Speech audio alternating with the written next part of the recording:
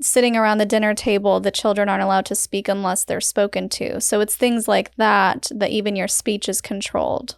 Yes, it is. It was very, very strict. The man he is the head of the house. I mean, he, really has whatever he says goes.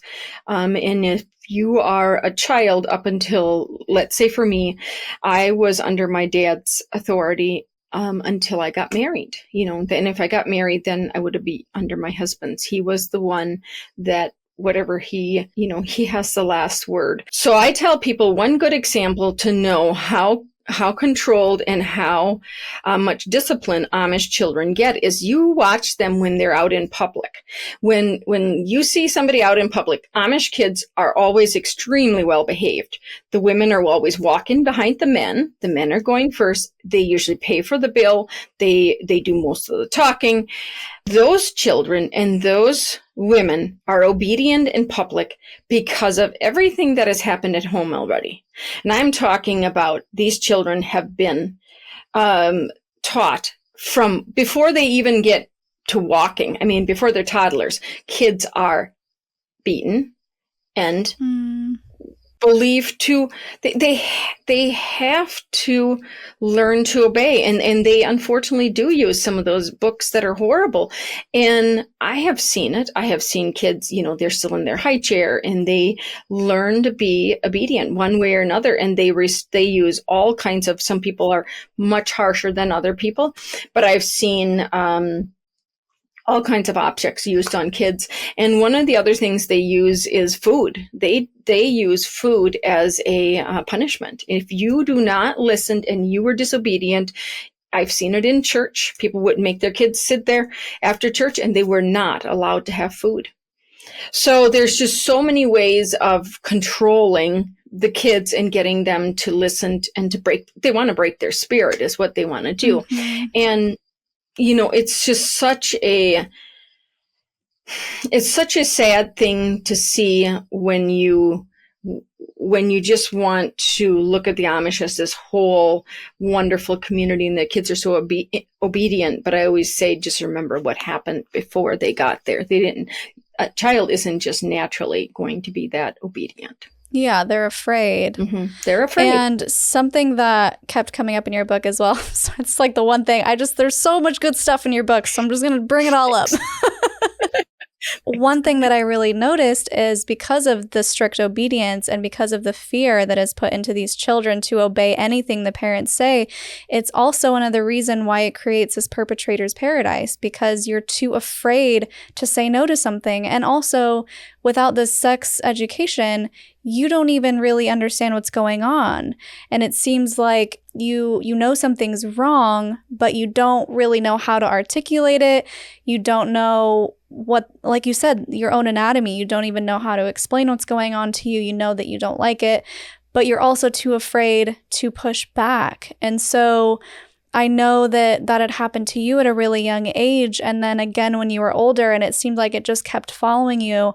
And from what I was reading, you were too afraid to really make a change or to push back on that. Yes. And I do believe it's predator's paradise, because there is, there's no outside, there's no social worker at school. There's no counselor, anybody at school, and your education, and then you're so limited on your vocabulary and you don't know how to even use certain words. And I think what often happens is if you get abused at a very young age, as a very young child. I mean, I have no memory of not being abused. That's the only memory I have. Yes, there was good times, but that's the only thing I ever knew. And then I was always threatened and I was always afraid. So then I didn't speak up and I didn't share, with my story of even being abused as a child until years and years later. And then I realized that my only sister had the same, similar experience, but we never talked about it back then. And so then I think as I was growing up, and so I was already groomed and, to do whatever your, my uncles told me to do. I could not figure out how to say no. So that by the time I got to 14, when I was working for this Amish family, I didn't know how not to do some of the things that he wanted to or asked, because I had already been a victim for years. And I was just trying to stay out of trouble. And, the unfortunate part is I did eventually say no. I only talked about it in my book very briefly. There's much more that I didn't write about my dad, and that I ended up telling my dad no. And that was coming from, I think, I just had enough. I was like, I'm not a piece of property. I'm not going to keep, and I think he was very shocked, and he never tried to do anything ever after that. And, had there been something when I was younger, I don't know. There's only so much that I can remember just from so much trauma.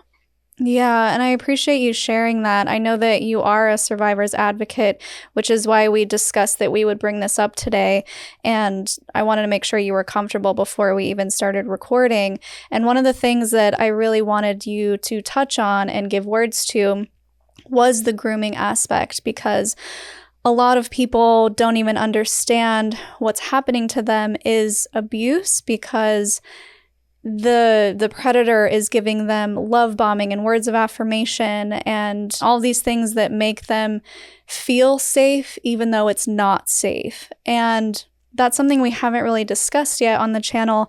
And you described it so beautifully in your book. And so I wonder if you could speak to that a little bit, as far as some of the tactics that these predators use to prey on these kids. Yeah. So in my case, it didn't start right away when I started working for this family. He started, just doing little things, and talking about, how I looked, or what a great worker I was, or just these different compliments. And that is not something that is usually given in the Amish. You don't have, people don't tell their kids that they love them. They never hug or kiss them. They don't do any of those things. So my abuser knew exactly what he was doing. He was grooming me. And then I also, unfortunately, developed the Stockholm syndrome, which is also, I talked about a little bit in the book. It does not get talked about very much, but I think it's something that's so hard for people to understand. And I definitely had to study that and figure out how that all played in, and how I got to the point where, why didn't I tell my mom after the first time? Why did I let it happen?